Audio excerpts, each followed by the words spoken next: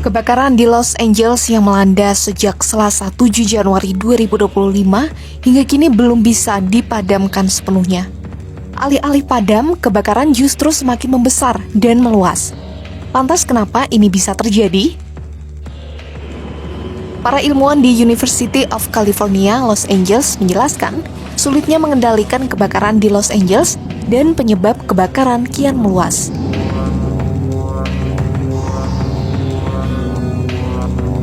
Perubahan iklim menjadi salah satu faktor utama sulitnya memadamkan api yang terus meluas.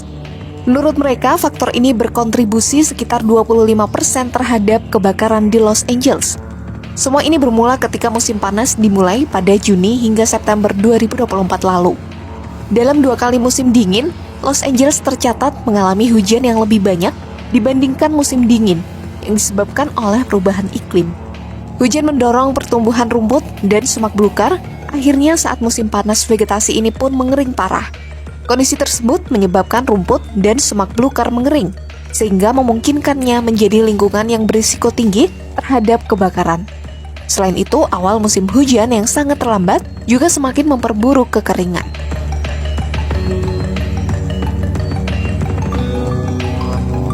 Suhu bumi yang terus meningkat akibat pemanasan global turut memberi andil terhadap resiko kebakaran hutan. Kondisi iklim yang tadinya basah menjadi kering atau dikenal dengan weather whiplash menjadi lebih sering terjadi. Seiring memanasnya planet ini akibat polusi bahan bakar fosil, pada akhirnya memperburuk tingkat keparahan lingkungan dan kondisi ini memungkinkan terjadinya bahaya seperti kebakaran hutan dan banjir bandang.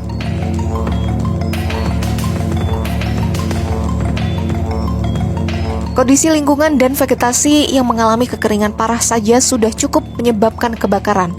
Namun ditambah dengan adanya angin Santa Ana yang kuat, resiko bencana itu pun meningkat. Para peneliti menemukan fakta bahwa angin tersebut memang merupakan peristiwa yang sangat tidak biasa. Namun sejauh ini tidak ada penjelasan soal bagaimana planet yang memanas karena polusi bahan bakar fosil dapat menyebabkan angin Santa Ana yang lebih ekstrim. Para peneliti menyimpulkan soal mitigasi bencana kebakaran yang bisa dilakukan usai melihat yang terjadi pada Los Angeles saat ini. Mengingat adanya hubungan yang jelas antara luas dan intensitas kebakaran hutan, serta mengetahui bahwa kebakaran akan terus memburuk seiring dengan memanasnya planet ini. 2 hari sebelum kebakaran dahsyat melanda Los Angeles, Tuhan telah menjadi bahan ejekan dan tertawaan oleh para artis Hollywood yang berkumpul di Beverly Hilton Hotel, California. Dengan penuh kebanggaan, mereka menyebut California sebagai Godless Town atau kota tanpa Tuhan. Ini terjadi dalam ajang Golden Globe Awards ke-82 yang digelar pada hari Minggu, tanggal 5 Januari tahun 2025. Nikki Glaser, pelawak dan pembawa acara TV kenamaan, melontarkan pernyataan kontroversial yang segera memicu gelak tawa para selebriti yang hadir.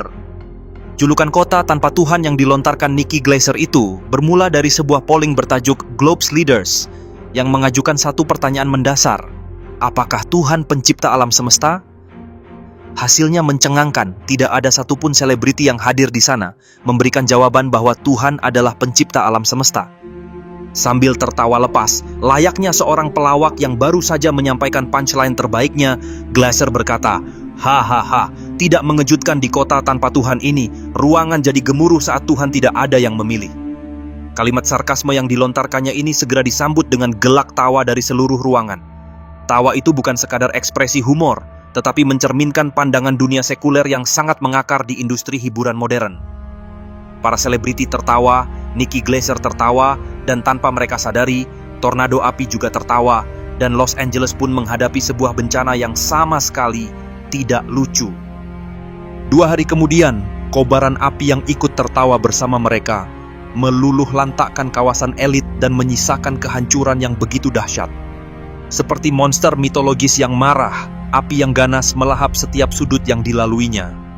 Pemukiman elit Pacific Palisades, kawasan favorit para selebritas Hollywood, menjadi korban pertama dari bencana ini. Rumah-rumah dengan arsitektur mewah yang biasanya menjadi simbol kemakmuran, dalam hitungan jam berubah menjadi puing-puing hangus. Kobaran api terus bergulir, melintasi wilayah Greater Los Angeles dengan rakus, melalap lebih dari 40.000 hektar lahan dan menghancurkan lebih dari 12.000 bangunan. Ratusan ribu orang terpaksa mengungsi dan setidaknya 24 nyawa melayang dengan sia-sia. Los Angeles, sang kota tanpa Tuhan, berubah menjadi neraka dunia. Setengahnya tenggelam dalam kobaran api, sementara setengah lainnya menggigil kedinginan dihantam badai salju. Los Angeles, kota yang identik dengan kemewahan, hiburan, dan gaya hidup yang glamour, dulunya hanyalah sebuah pemukiman kecil yang didirikan oleh misionaris Spanyol pada tahun 1781. Pemukiman kecil ini memiliki nama El Pueblo de Nuestra Señora la Reina de Los Angeles, atau Kota Bunda Maria, Ratu para Malaikat, sebuah nama yang mencerminkan akar spiritualnya yang kuat dalam tradisi Katolik. Namun, apa yang terjadi dalam beberapa abad berikutnya perlahan tetapi pasti mengikis fondasi spiritual masyarakat di sana hingga kota ini berubah menjadi simbol dari sekularisme ekstrem dan bahkan sarkasme terhadap Tuhan. Mulai dari masa demam emas California hingga pembangunan jaringan rel kereta api, perkembangan ekonomi yang pesat membawa modernitas dan nilai-nilai sekuler yang perlahan mengikis fondasi spiritual. Hingga abad ke-20, dengan munculnya Hollywood sebagai pusat hiburan dunia, Los Angeles bertransformasi menjadi simbol materialisme dan budaya hedonis. Dan dengan berdirinya Hollywood, Los Angeles berkembang menjadi pusat hiburan dunia, di mana para pengusaha dan visioner seperti Carl Laemmle dan Louis B. Mayer melihat potensi besar pada industri ini. Mereka mengubah Los Angeles menjadi kota impian bagi para pembuat film, aktor, dan seniman. Bersamaan dengan itu, hedonisme dan kebebasan yang kebablasan juga mulai berkembang melalui akumulasi pengaruh dari industri hiburan yang menempatkan popularitas dan keuntungan di atas nilai-nilai moral. Kita dapat melihatnya lebih jauh, di mana tema-tema yang mengagungkan individualisme ekstrem dan kebebasan tanpa batas kerap diangkat di layar kaca. Fenomena ini juga didukung oleh filosofi sekularisme yang menjadi landasan bagi banyak kreator dan sutradara, di mana mereka menggambarkan kehidupan tanpa aturan agama sebagai sesuatu yang ideal. Akibatnya, norma-norma tradisional tergantikan oleh standar yang lebih permisif, menciptakan lingkungan di mana segala sesuatu dapat diterima selama memenuhi kepentingan hiburan atau ekspresi diri. Fenomena ini semakin diperkuat oleh perkembangan filsafat barat yang mengarah pada ateisme. Filosof seperti Friedrich Nietzsche dengan pernyataannya yang terkenal, Tuhan telah mati, sangat memengaruhi cara pandang dunia modern. Dalam pandangan Nietzsche, kematian Tuhan bukanlah peristiwa fisik, melainkan simbol dari hilangnya kepercayaan manusia terhadap nilai-nilai agama akibat kemajuan zaman dan teknologi. Pandangan anti-Tuhan yang berkembang di kalangan selebriti Hollywood dan di dunia barat pada umumnya, didasarkan pada argumen bahwa Tuhan tidak diperlukan untuk menjelaskan keberadaan alam semesta. Mereka berpendapat bahwa berbagai penemuan dan teori-teori seperti Big Bang dan evolusi dapat menjelaskan asal-usul dan perkembangan alam semesta tanpa perlu melibatkan entitas yang lebih tinggi. Dengan kata lain, mereka menganggap bahwa alam semesta dapat dijelaskan melalui hukum-hukum fisika dan proses-proses alamiah yang dapat dipahami melalui ilmu pengetahuan, tanpa perlu merujuk pada kekuatan transendental atau pencipta yang lebih besar. Namun demikian, pandangan yang berasal dari logika rendah ini dengan sangat mudah dapat dibantah dari beberapa perspektif filosofis. Filsuf dan teolog Thomas Aquinas mengajukan 5 jalan untuk membuktikan adanya Tuhan. Salah satunya adalah argumen sebab akibat, yang menyatakan bahwa segala sesuatu yang ada di dunia ini memiliki sebab dan akibat. Jika kita melacak sebab akibat dari segala hal yang ada, kita akan sampai pada kesimpulan bahwa pasti ada suatu entitas pertama yang menyebabkan segalanya, yang tidak disebabkan oleh apapun selain dirinya sendiri, yang tidak terikat oleh ruang dan waktu, dan itulah yang disebut sebagai Tuhan. Selain itu, hukum-hukum fisika dan keteraturannya yang luar biasa bukanlah hasil kebetulan, melainkan hasil dari perancangan yang disengaja oleh kekuatan yang lebih tinggi.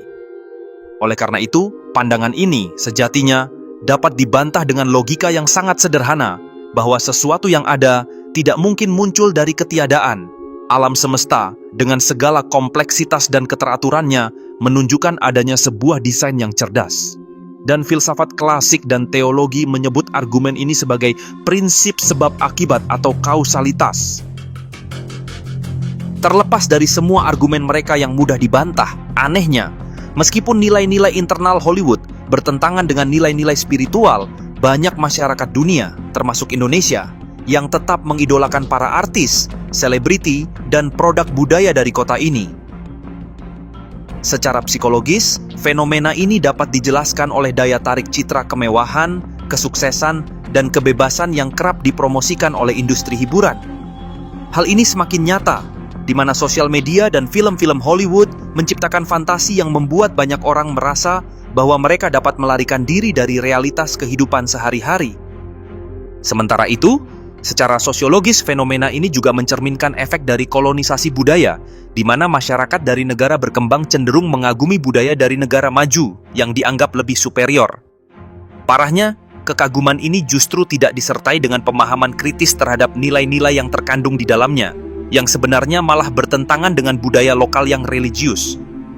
Lagi pula, budaya mengidolakan selebriti Hollywood ini juga menunjukkan adanya krisis identitas yang melanda banyak masyarakat modern. Ketika budaya lokal dianggap ketinggalan zaman atau kurang menarik, budaya global yang sekuler dan hedonistik justru diadopsi tanpa kritis. Ini adalah tantangan besar bagi masyarakat timur untuk mempertahankan jati diri mereka di tengah arus globalisasi yang semakin deras. Pada akhirnya, kebakaran dahsyat yang melanda Los Angeles tidak hanya berbicara tentang kehancuran fisik, tetapi juga menjadi simbol dari kehancuran spiritual yang mendalam. Ketika masyarakat barat mulai meminggirkan nilai-nilai spiritual dengan hal-hal duniawi seperti materialisme, ketenaran, dan kekuasaan, mereka sejatinya telah melakukan bunuh diri spiritual yang mengerikan. Dan di tengah itu semua, Los Angeles, kota tanpa Tuhan, telah menunjukkan kepada dunia betapa rapuhnya fondasi yang dibangun di atas materialisme dan sekularisme. Materialisme yang menekankan bahwa kekayaan dan pencapaian materi adalah tujuan utama dalam hidup, mengarah pada pengabaian terhadap dimensi kehambaan manusia. Ketika seseorang hanya mengukur kebahagiaan dan kesuksesan dengan apa yang dapat dilihat dan dimiliki, maka nilai-nilai seperti cinta, kasih sayang, dan kedamaian batin kerap terabaikan. Akibatnya, meskipun memiliki kekayaan atau ketenaran, banyak individu merasa hampa, kosong, dan tak terpenuhi, mencari kebahagiaan melalui konsumsi dan pencapaian sementara yang tidak pernah benar-benar memuaskan jiwa. Sekularisme, di sisi lain, mendorong pemisahan antara agama dan kehidupan publik.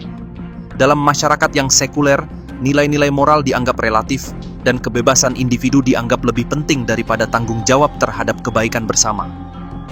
Akibatnya, tanpa fondasi moral yang kokoh, masyarakat cenderung kehilangan arah, terjebak dalam relativisme yang membingungkan, dan semakin jauh dari konsep kebaikan dan kebenaran yang sejati. Kalau terlampau banyak maksiat, maka itu bisa mengundang murka dari Allah Subhanahu wa Ta'ala.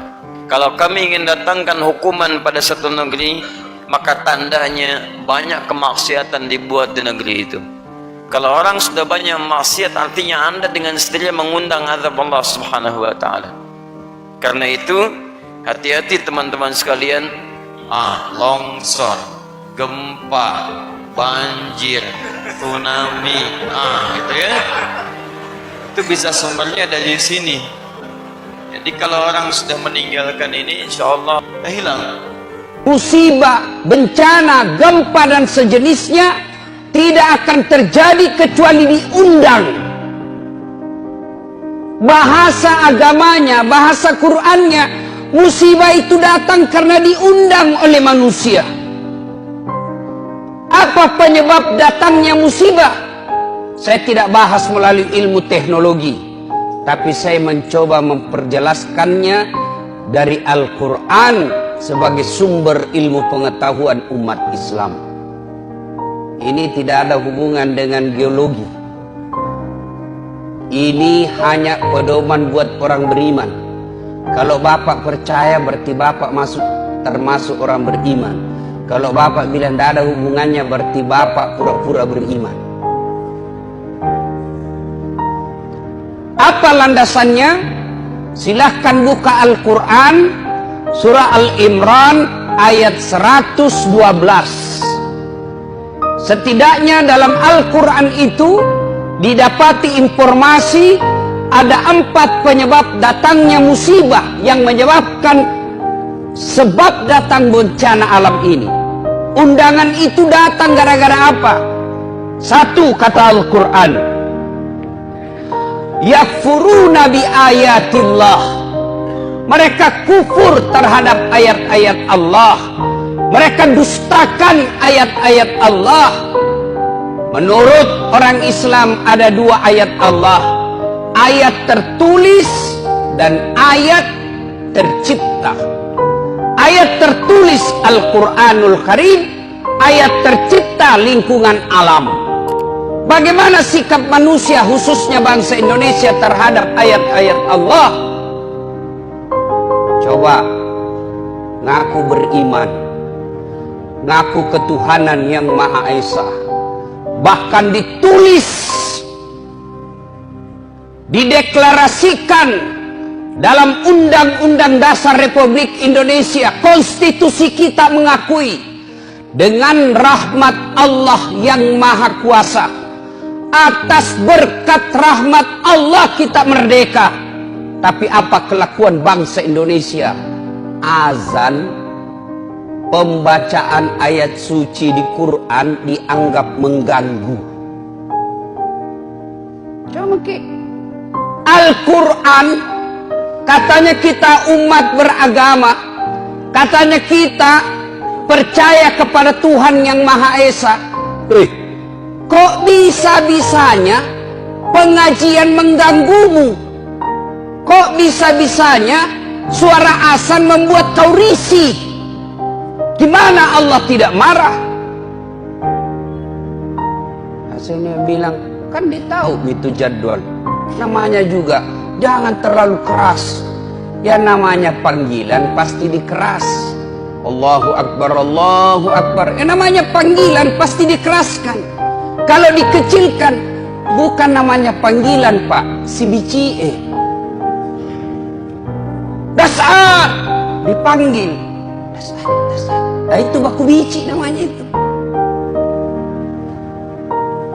Apabila kufur terhadap ayat-ayat Allah, maka itu salah satu penyebab datangnya undangan musibah. Nah, berikutnya itu ayat Quran. Kalau ayat yang tercipta, mari kita lihat perlakuan kita terhadap sumber daya alam kita. Dihabisi tanpa ada perbaikan. Saya kalau perjalanan, Pak, dari Balikpapan ke Bontang, dari Balikpapan ke Sangatta, Kalimantan Timur, dari pinggir jalan kita lihat hijau, tetapi kita naik di atas pesawat habis gundul hutan kita. Dan anehnya, siapa yang menikmati? Bukan masyarakat Indonesia. Siapa yang menikmati? Orang dari luar negeri. Gimana Allah tidak marah? Kita punya sumber daya alam melimpah, tapi siapa yang menikmati? Orang-orang kaya yang tertentu saja di Indonesia, dan berlebihan caranya menikmatinya. Kalau ini ya tunggu mi, tajan nih, calon aku puang nih. Yang kedua, penyebab menurut surah Al-Imran, wa yaqtuluna anbiya'i bighairi haq. Mereka membunuh nabi secara tidak hak. Bila mahasiswaku di UNAS, bagaimana caranya membunuh nabi, Ustaz? Nah, tidak ada nabi. Secara fisik kita tidak akan membunuh nabi lagi sekarang. Tapi apa cara kita membunuh nabi? Sunnah-sunnahnya kita bunuh. Sunnah-sunnahnya kita injak. Mana sunnah-sunnah nabi? Ayo kita lihat saja. Pengantin. Jelas-jelas Nabi menjelaskan, kau makan dan minum duduk, karena makan dan minum berdiri adalah cara seperti setan. Apa yang terjadi di tengah-tengah kita? Gedungnya Islamic Center, pengantinnya bapaknya haji dua-duanya, turut mengundang alim ulama. Tapi apa yang terjadi ketika pesta pengantin? Standing party.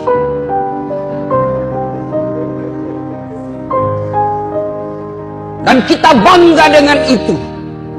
Pantas sunnah-sunnah Nabi kita injak-injak. masih berkaitan dengan pengantin. Ini riolo ugie, mangka sae, masiri kiko nata si baorane. Malu kita kalau anak kita belum menikah sama laki-laki. Tapi apa, lihat Pak, tinggi sekolahnya bapaknya, profesor doktor bapaknya, tokoh masyarakat bapaknya. Kita lihat undangan pengantinnya, belum ijab kabul anaknya sudah baku peluk fotonya di undangannya. Jangan mungkin lihat Pak. Yang mengundang tinggi sekolahnya, tokoh masyarakat, disegani, terpopuler di suatu kampung. Tapi lihat undangan pengantinnya anaknya, belum ijab kabul sudah baku peluk. Dikasih bodoh-bodoh sama fotografer. Ya, maju-maju kok sedikit. Kita injak-injak sunnah Nabi. Sunnah Nabi kita injak-injak. Kalau ada yang tidak melaksanakan sunnah, atau ada orang yang melaksanakan sunnah, kita anggap kampungan. Kita lihat saudara kita yang agak naik-naik celananya sedikit, dibilang apa? Banjir di kapang. Apabila sunnah Nabi kita injak-injak, tunggu azab Allah akan datang. Wa yaqtuluna anbiya'i bighairi haq. Yang ketiga, yang akan menyebabkan turunnya bencana alam. Wa kanu yaqtadun.